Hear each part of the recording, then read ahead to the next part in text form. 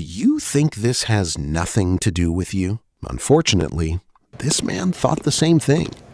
He thought his life was heading in the right direction until one day, one decision took the next 44 years from him. 1975, he walked in. Stay in line.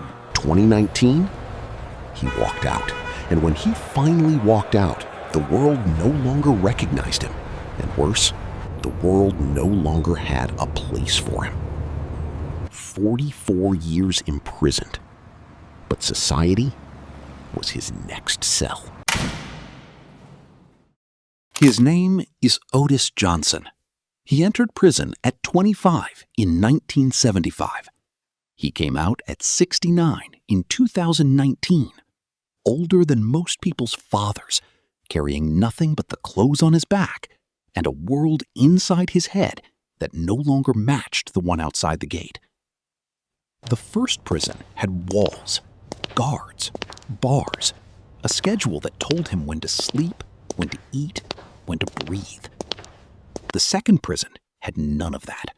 No walls you could see, no guards you could name. But in many ways, it was harder to escape. Roughly 62% of people who leave prison are rearrested within 3 years. 62%. That number is not a failure of the people walking out. It is a description of what they are walking into. This is the story of both prisons and what it actually costs a man to survive them. In 1975, Otis Johnson was 25 years old, and the world made sense to him. A phone call cost a quarter. People talked to each other on the street. You could read a room by looking at faces, not screens, because screens didn't exist yet in anyone's pocket. The social codes of that world, how you greeted someone, how you moved through a crowd, how you signaled that you were not a threat. Otis knew all of them. Then the system took him out of it. Not for a year, not for a decade, for 44 years. And while he was inside, counted, scheduled, controlled, told when to sleep and when to breathe, the world outside didn't pause. It rebuilt itself completely into something that had no memory of him and no space reserved for his return. Long-term incarceration creates a phenomenon researchers call temporal disorientation, where individuals lose the ability to process how much time has actually passed. When Otis stepped out at 69, he did not step into freedom. He stepped into a foreign country, one that spoke a language he had never been taught, ran on technology he had never touched, and moved at a speed his nervous system had spent 4 decades learning to shut out. The first thing that hit him was Times Square. And Times Square is where the anger has to start. Not at Otis, but at a system that releases a 69-year-old man into the most overwhelming intersection on the planet, with nothing in his hands, no one beside him, and no explanation of what he was looking at.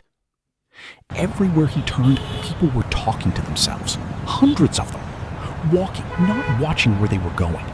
Some had thin white wires running from their ears into their pockets.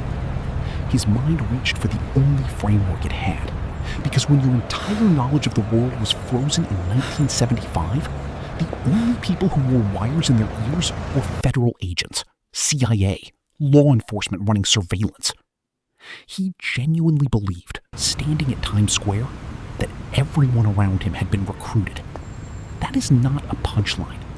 That is what happens when the system takes 44 years from a man and returns him to a world it made no attempt to prepare him for. Technology was the most frequently reported challenge for formerly incarcerated individuals, described as a form of digital culture shock. There is not a single mandatory technology orientation program for people released after decades of incarceration in the United States. Not one. The system that controlled every second of Otis Johnson's life for 44 years could not find the resources to sit him down for 1 hour and explain what a smartphone was, before sending him back into a world built entirely around them. That is not an oversight. That is a choice. In 1975, you made eye contact with strangers. You spoke first. Those were signals of respect. In 2019, those same gestures read as threatening. Every attempt Otis made to connect using the language he knew was met with the faint alarm of someone encountering something unfamiliar. He was not dangerous. He was just from a different time. And in a world that had forgotten his time existed, the difference didn't matter. Formerly incarcerated individuals report feeling invisible and permanently marked in social interactions, regardless of time served or behavior since release. The system built the gap. Society closed the door. And Otis Johnson stood between them at 69 years old, with no map and no one willing to draw him one. Try to imagine this, not as a news story, but as your own life. You are 69 years old. You have been inside a building under fluorescent lights for 44 years. And now, someone opens a door, hands you a small amount of money, and tells you that you are free. The first thing you notice is not the size of the sky, though the sky is too big. The first thing you notice is that you have no idea what to do next. Not in an abstract, philosophical sense. Literally, you do not know which direction to walk, which bus to take, what anything costs anymore. Otis Johnson walked up to a payphone because that was what you did when you needed to make a call. What he did not know was that the price had moved from 25 cents to $1. He stood there for a moment, holding money that wasn't enough at a machine that still existed but had quietly become something different. That is the moment where the full weight of 44 years lands. Because it is small, and because it is the kind of small that multiplies. If the payphone changed, what else changed? Every assumption he carried out of that gate now has a question mark attached to it, and there is no one standing beside him to answer them. He learned the buses, not the subway. The subway was too packed, too close. The bus gave him room. It let him watch, and watching was something he knew how to do. 44 years of institutional life teaches you to read a room, to observe without being seen. On the bus, that skill still had a use. He discovered Gatorade, pink, blue, colors that drinks simply were not in 1975. He tried one, not because he expected to like it, but because the strangeness was one of the first things the outside world had offered him that felt like an invitation rather than a wall. He found that peanut butter and jelly now came in the same jar. And in a landscape where everything had been rebuilt into something he didn't recognize, that single jar of Skippy, still on the shelf, unchanged, was a point of contact between the person he had been and the world he was trying to re-enter. Here is what the system does not tell you when it opens the gate. It tells you that you have served your time. It tells you that you are free. What it does not tell you is that it has already built the next cage, not from concrete this time, but from checkboxes, landlord policies, employer screening software, and parole conditions written specifically to be impossible to meet. The question appears on every form, every job application, every rental agreement. Have you ever been convicted of a felony? For Otis Johnson, the answer is yes. And the moment that box is checked, a door closes, quietly, automatically, without explanation or appeal. No more than 40% of returning citizens are able to secure and maintain employment in any quarter for the 16 quarters following release from prison. 60% cannot get or keep a job, not because they don't apply, because the system has marked them in a way that follows them into every room. And most rooms decide the mark is reason enough to close the door. More than 1 in 4 people released from prison were released into homelessness. 1 in 4. No address means no mail. No mail means no paperwork. No paperwork means no benefits. No benefits means no way to survive while looking for work. Each barrier locks the next one. This is not a series of unfortunate circumstances. This is architecture. Somebody designed this. States will spend an estimated $8 billion on reincarceration costs for people who exited prison in 2022. $8 billion. Not on housing, not on employment programs, not on the basic orientation that would give someone like Otis Johnson a fighting chance. $8 billion on bringing people back. Because the system is not broken. It is doing exactly what it was built to do. And what it was built to do is not rehabilitation. It is return. He had nieces. Twins. He remembers them the way you remember something you have held on to for a very long time, with a precision that only comes from repetition, from turning a memory over in your mind so many times that it stays sharp, even when everything around it has gone soft. 2 small girls. Every time he came over, they would run toward him. Not walk, run. And one of them, every single time, would slip behind him and hide, press herself against his back and go still, while the other twin looked for her, turning in circles, genuinely confused. And Otis, he knew exactly where she was. He could feel her behind him. But he would wait, let the search go on a moment longer than necessary. And then, quietly, he would step to the side, just enough for the searching twin to suddenly see the hiding one. And the hiding twin, caught, exposed, delighted, would look up at him with complete indignation and say, "You crossed me." He still remembers that. After 44 years, that is what stayed. Not the broad strokes of a life before prison, the places, the faces, the general shape of who he was at 25. What stayed was a small girl pressed against his back, the warmth of it, the specific joy of a game that cost nothing and meant everything. Those twins are middle-aged women now. He has no way to reach them, lost contact with his family in 1998, and the thread that connects a man to his past does not survive 2 decades of silence.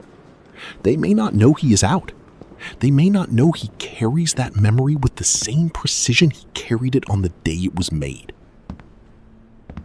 He came out with almost nothing. No birth certificate, no family waiting, no one to call. But he came out with, "You crossed me," intact, unchanged, still warm. Because somewhere underneath everything the system stripped away, there was still the man who knew where the little girl was hiding, who waited a beat longer than he needed to, who stepped aside. That man did not disappear.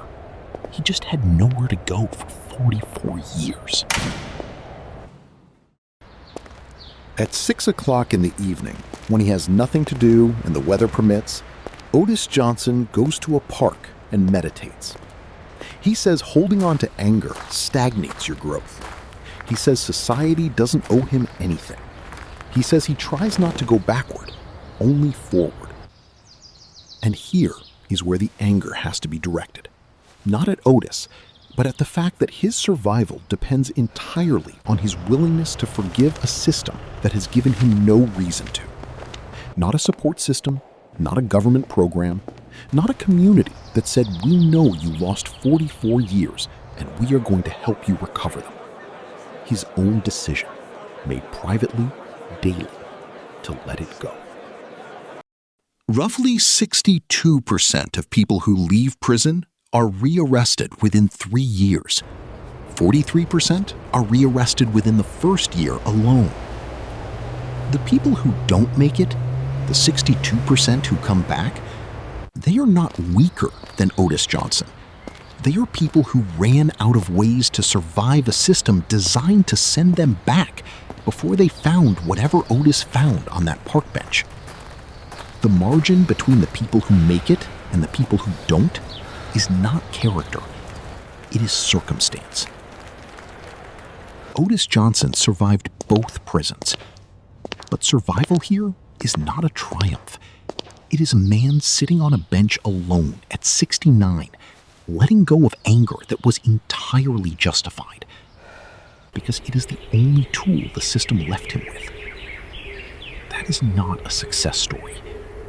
That is what happens when a system fails completely and calls the result freedom.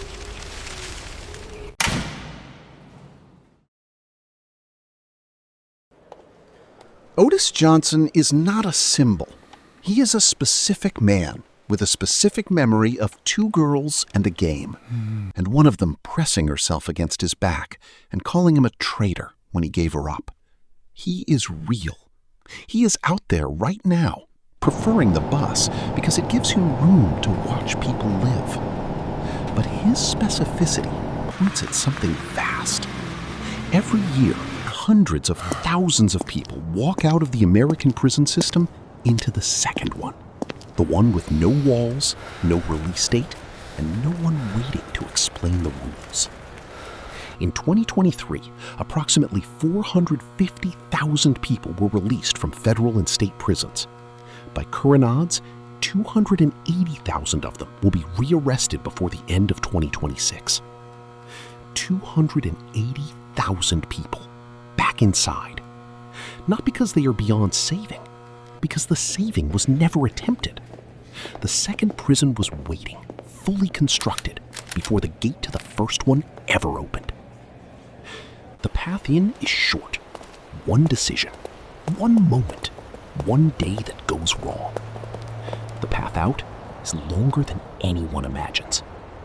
And the space between those two facts, that is where Otis Johnson has been living. On a bench in a park, watching the sky, carrying a memory that 44 years could not touch. He made it, barely, quietly, on his own terms and with no help from the system that put him there. Most people don't get to say the same. That is Otis Johnson's story. Not the crime, not the sentence. What the sentence left behind, and what no one was there to help him carry. Next, we go inside the re-entry system itself, what it promises, what it actually delivers, and why the people who don't make it out are not the ones who failed. Subscribe, because the next one doesn't let the system off easy.